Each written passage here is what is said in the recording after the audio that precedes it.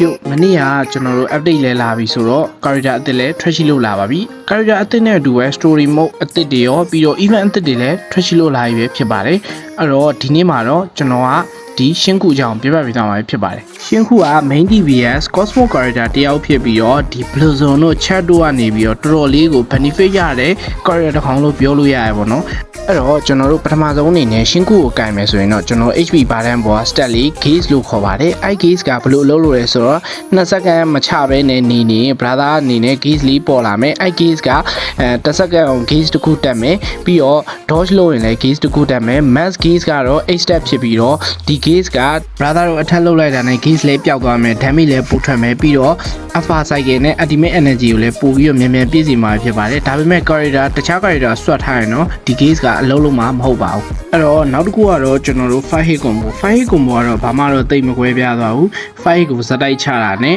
5 hit 3ချက်4ချက်လောက်မှာဟိုးထက်နဲ့ချတာနဲ့ပါနောက်တစ်ခုကတော့ ski ကလည်းတခြားကောင်တွေလိုမျိုးဘာမှထူးထူးခြားခြားပါတာမရှိဘူးပေါ့နော်ဒါကတော့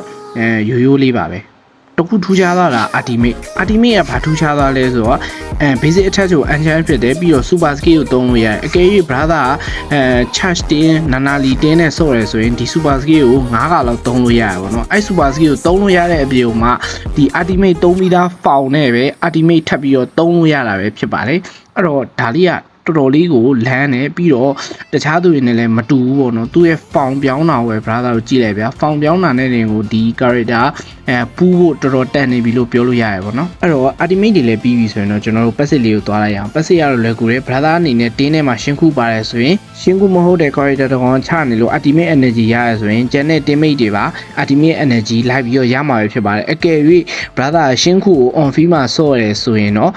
AoE damage ပိုရမှာဖြစ်ပြီးတော့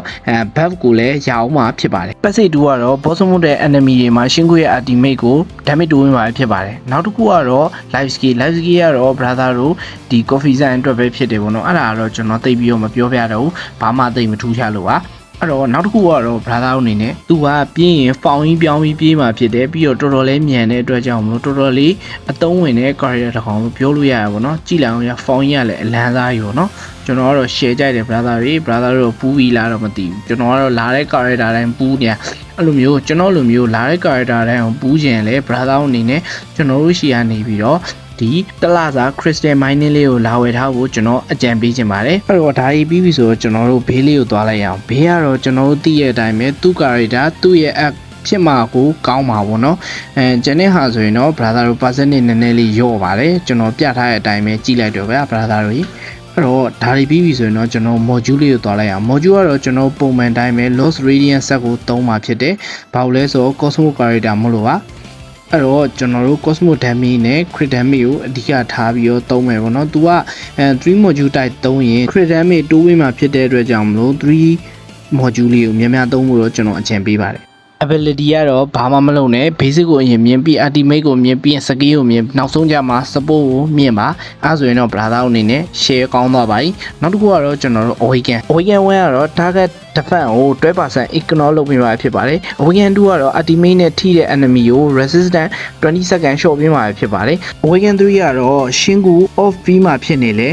AFK stat တွေကိုရနေအောင်မှာပဲဖြစ်ပါတယ် Awaken 4ကတော့ AFK stat ကို16တိတိုးပြီးတော့ AFK nuke damage ကို 20% အထိတိုးဝင်မှာပဲဖြစ်ပါတယ် Awaken 5ကတော့ 50% resistance တက်သွားပြီးတော့ set feeling လည်းရမှာပဲဖြစ်ပါတယ်Weekend 6ကတော့ ultimate သုံးပြီးတော့ ဖောင်ပြောင်းနေစဉ်အတွင်းမှာ 30% damage ကိုပို့ပြီးတော့ပေးမှာပဲဖြစ်ပါတယ်အဲ့တော့ဒါဒီပြီးပြီဆိုရင်တော့ကျွန်တော်တင်းလေးကိုသွားလိုက်အောင်တင်းမှာတော့0ရဲ့ Heta ရဲ့ Nanali ရဲ့ဆိုပြီးတော့ရှိပါတယ်0ကဘာကြောင့်အဓိကထားရလဲဆိုတော့ကျွန်တော်တို့ဒီ reaction တွေကို trigger လုပ်ရတာလွယ်ကူလို့ပါ Ramona တို့ Blue Zone တို့ Chat တို့သူက reaction တွေကို trigger လုပ်ရတာလွယ်ကူလို့ထည့်ထားတာပဲဖြစ်ပါတယ်အဲ့တော့နောက်တစ်ယောက်ကတော့ Heta ပေါ့နော် Heta ကတော့ရှေ့ရှေ့ဝေးပြောနေစရာမလိုဘူး Dramona duration ကို12 second တိတိုးပေးပြီးတော့ crit damage ကိုလည်းတိုးပေးလို့ Heta ကိုထည့်ပေးထားတာပဲဖြစ်ပါတယ်အဲ့တော့နောက်တစ်ယောက်ကတော့ Nanali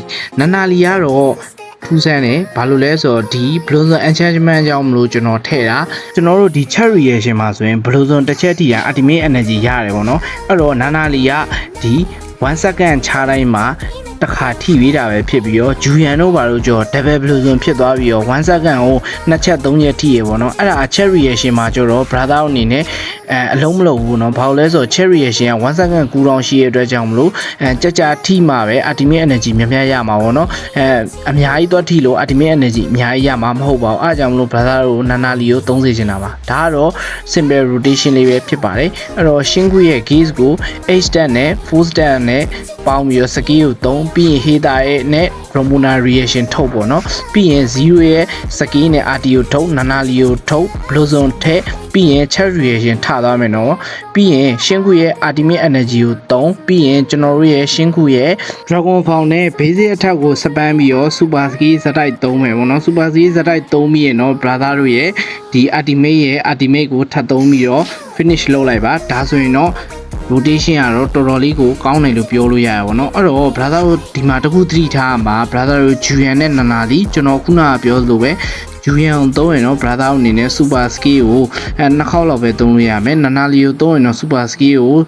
3ခေါက်4ခေါက်လောက်သုံးလို့ရမှာကို brother တို့သတိထားမိပါလိမ့်မယ်အဲ့တော့ကျွန်တော်ပြောတဲ့အတိုင်းတွေကိုတခြားလေးလိုက်ဆော့ကြည့်ပါအဲ့ဆိုရင်တော့ brother တို့ကွာခြားချက်ကိုတော့တခြားသိရမှာပဲဖြစ်ပါတယ်အဲ့တော့ဒါကတော့ကျွန်တော် rotation လေးပါ brother အနေနဲ့ကျွန်တော်ဟောင်းမှမကြိုက်ဘူးတခြားတင်းနေနဲ့လည်းသုံးလို့ရပါတယ်အဲ့တော့ brother ကိုကြိုက်လို့လုပ်ကြပါအဲ့တော့ဒါကတော့ရှင်းခုအတွက် guide လေးပဲဖြစ်ပါတယ်